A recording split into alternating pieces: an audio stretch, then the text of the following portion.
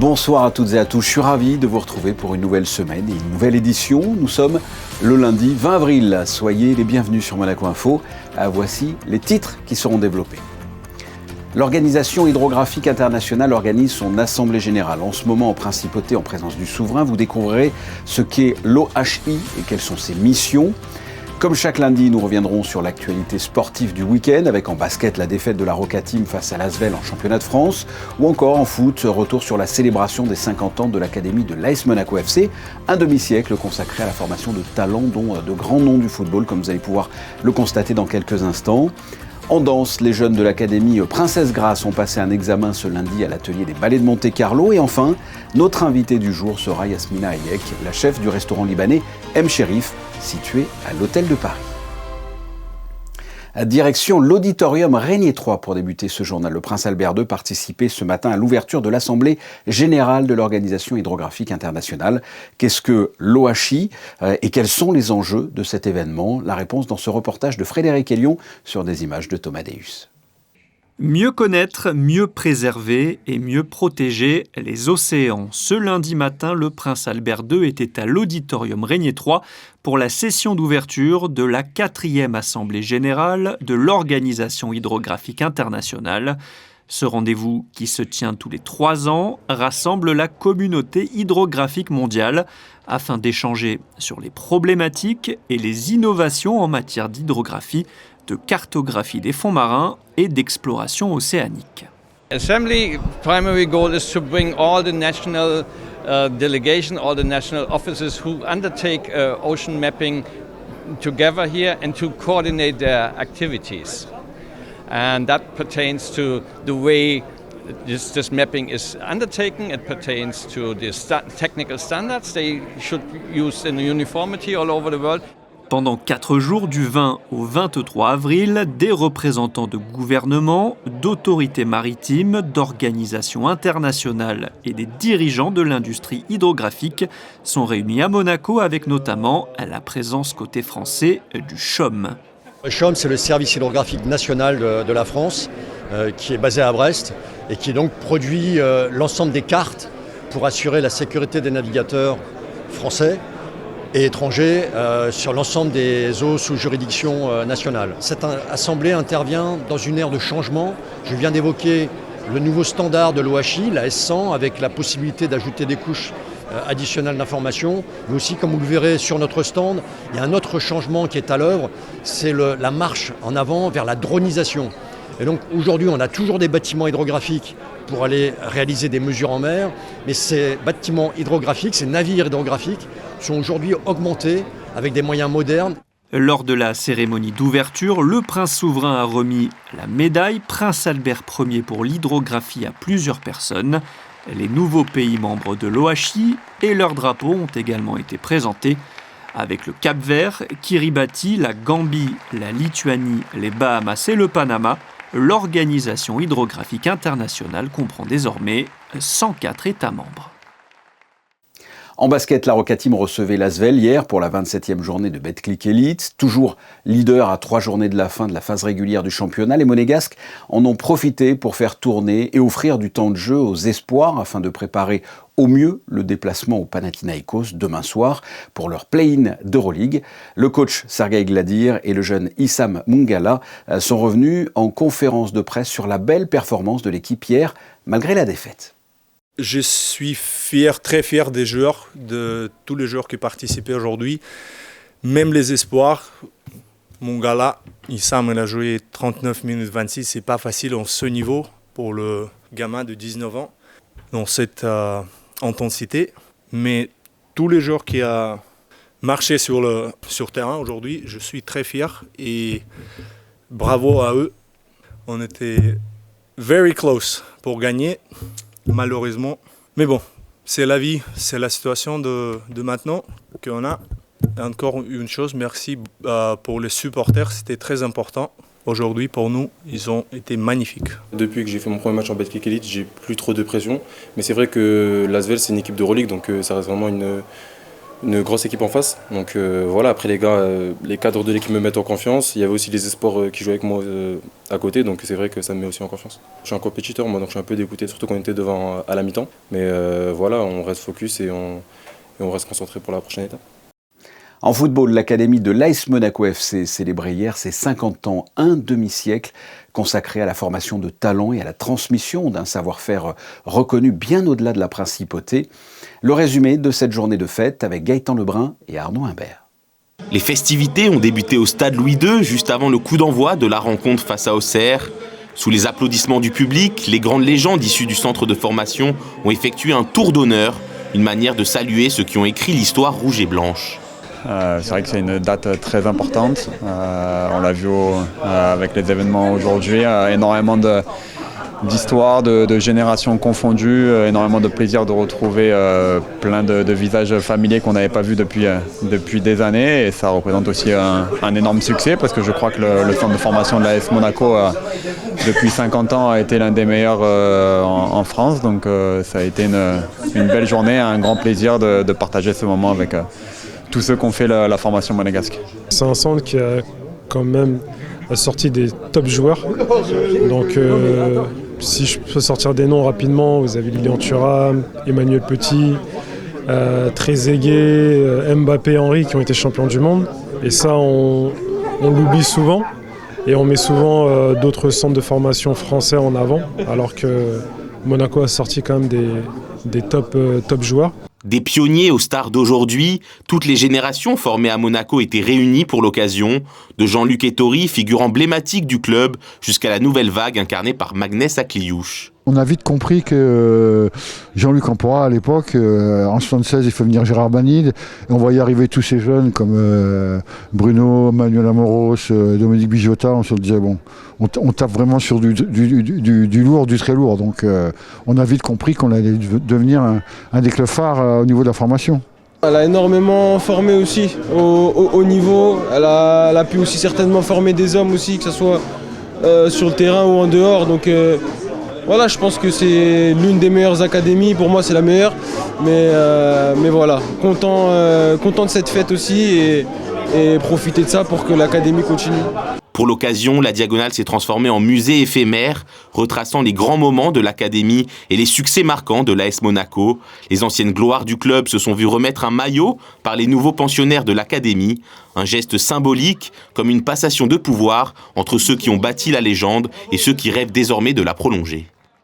Comme vous l'avez entendu dans ce reportage, la Diagonale s'est transformée en musée éphémère, une exposition temporaire créée en collaboration avec le collectionneur Julien Bourron, qui a pu visiter le Prince Albert II en présence du président du club Dimitri Ribolovlev, avant de partager le gâteau anniversaire.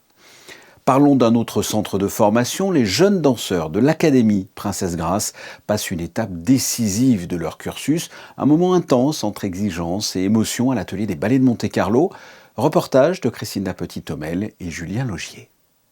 Ça y est, la période des examens de fin d'année a commencé pour les élèves de l'Académie Princesse Grace. Ce matin, c'était l'effervescence à l'atelier des ballets pour les ultimes présentations. Un moment clé pour ces jeunes danseurs, 3 chorégraphies imposées et au total, près de 40 élèves à passer sur scène, évalués par un jury exigeant dont fait partie le chorégraphe et directeur des ballets de Monte-Carlo, Jean-Christophe Maillot, mais aussi Lucas Massala, le directeur et chorégraphe de l'Académie, particulièrement attentif à la précision, à l'engagement et à la personnalité artistique de chacun. Bon, la notation, c'est de 0 à 20. Ils sont jugés, c'est quelque chose de très personnel. Naturellement, il y a le côté technique pour voir comment ils exécutent chaque pas, mais après, il y a aussi le côté artistique, qui est celui qui est le plus important à la fin, comment ils vont toucher un public. Naturellement, on est un public un peu difficile parce qu'on connaît la danse assez bien, mais le jugement, en fait, il est fait juste comment ils se présentent sur scène, comment ils vont utiliser la musicalité, comment ils vont récupérer s'il y a un problème qui se passe. Après, bon, c'est pas un examen éliminatoire, c'est-à-dire c'est un examen où les élèves vont avoir un jugement de personnalité de la danse, 15 juges, pour savoir un petit peu où ils se situent dans leur évolution de la danse. Chaque année, j'essaie de trouver des mots-clés pour les aider. En fait, cette année, je suis arrivé à cette conclusion. Je leur ai dit, c'est pas le moment vraiment d'être dans une école, on est là pour devenir.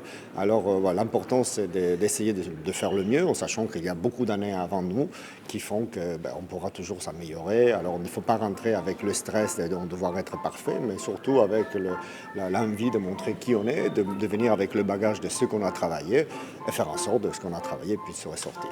À quelques minutes de monter sur scène, le stress était pourtant bien palpable, mais l'envie de se dépasser était bel et bien présent aussi. Et je vais présenter 3 variations. Une première du répertoire classique du ballet du Corsaire, une créée par Jean-Christophe Maillot du ballet Coremeo et une composition que j'ai créée pour moi-même. Qu'est-ce que vous voulez mettre en avant ? Une maturité et une joie de vivre. Je veux vraiment montrer que j'aime ce que je fais et que je le fais avec passion, et je veux montrer un travail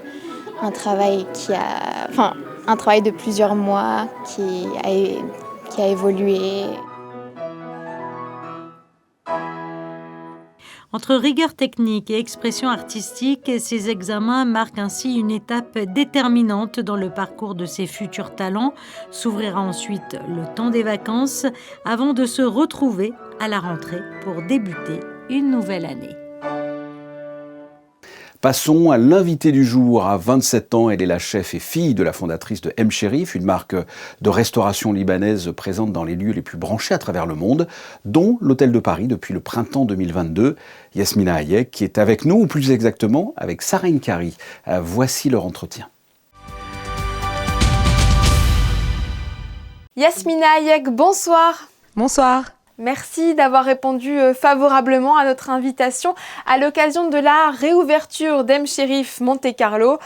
Cette marque, c'est votre mère qui l'a lancée à Beyrouth, votre ville d'origine, il y a 15 ans. Racontez-nous, c'est une belle histoire de famille. Donc M Cherif a été fondée à Beyrouth en 2011. Et ma mère a toujours eu cette volonté de vouloir réinventer cet art de recevoir à la libanaise. Et aujourd'hui, nous avons 36 enseignes à travers le monde. Dont Monaco. Mais on peut inclure Londres, Paris, Madrid, Istanbul pour l'Europe.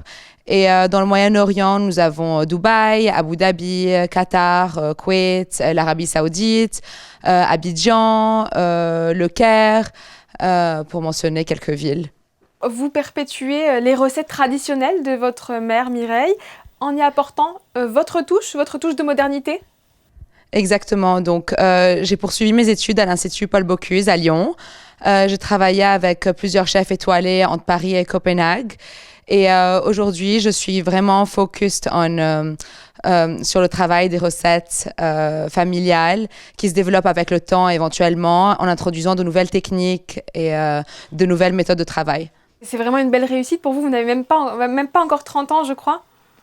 Cette année. Cette année, 30 ans. Est-ce qu'une prochaine ouverture est prévue ? Nous avons plusieurs ouvertures prévues cette année, dont aux Maldives, à Sao Paulo, au Brésil.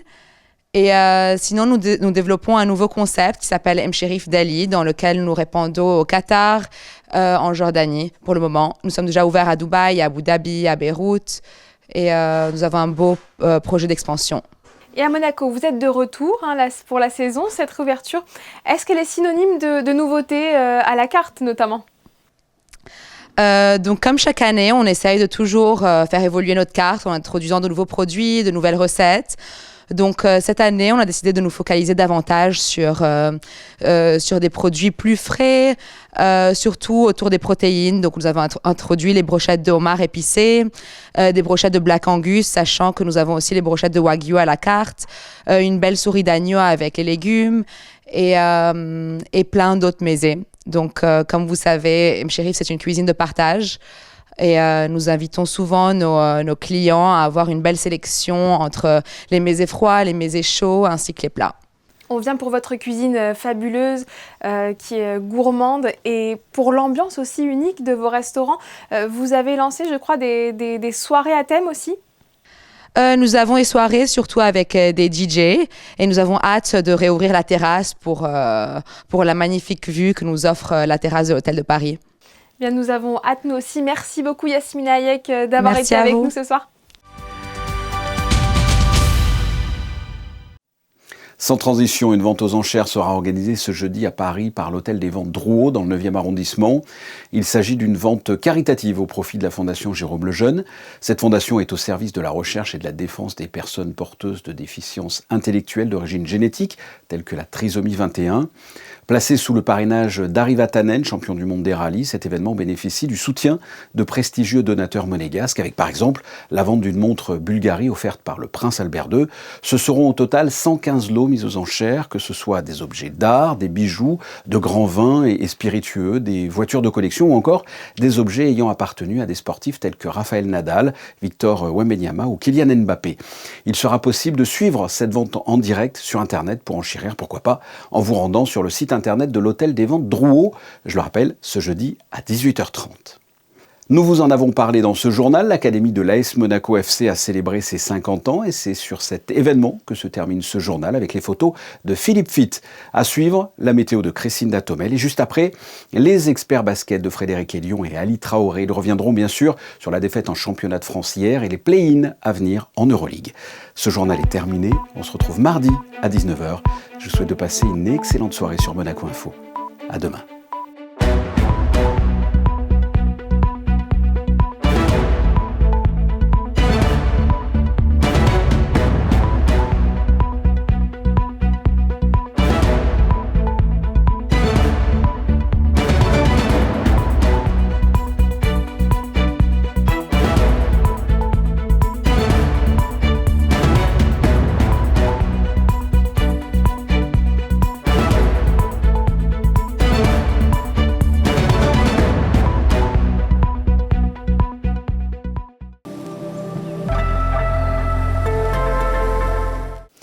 Bonsoir à tous, une journée placée sous le signe du beau temps demain sur la Principauté.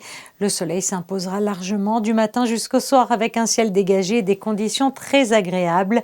Côté température, elles seront comprises entre 14 degrés au lever du jour et jusqu'à 19 degrés dans l'après-midi.